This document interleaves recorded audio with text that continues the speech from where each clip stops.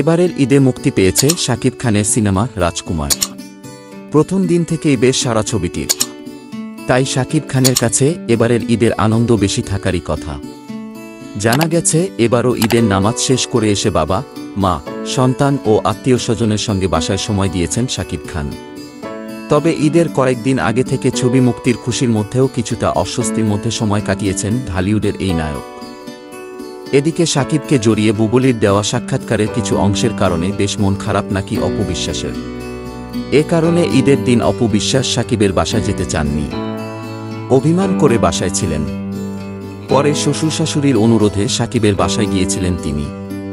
শাকিব অপুর এক ঘনিষ্ঠ সূত্রে জানা গেছে, না যাওয়া পর্যন্ত শাকিবের বাবা না খেয়ে নাকি অপুর জন্য অপেক্ষা করছিলেন। পরে সেখান থেকে কেউ একজন এসে অপু ও আব্রাহামকে শাকিবের বাসায় নিয়ে যান। এ ব্যাপারে অপু বিশ্বাসের সঙ্গে যোগাযোগ করা হলে সবকিছু খুলে বলতে চাননি।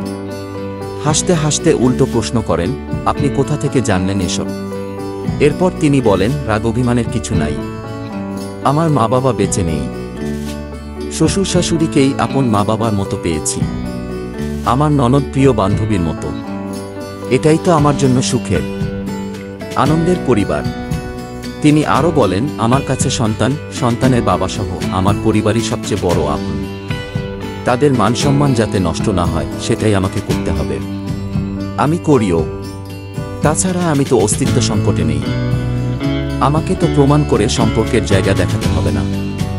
এ ব্যাপারে অপু বিশ্বাস বলেন, আব্রাহাম তার দাদার বাড়িতে ঈদের দিনটা খুব মজা করেছে, আত্মীয় স্বজনও এসেছিলেন, সবাইকে নিয়ে আনন্দঘন দিন কেটেছে আমাদের। ওখান থেকে রাত 11টার পর আমার বসুন্ধরার বাসায় ফিরেছি।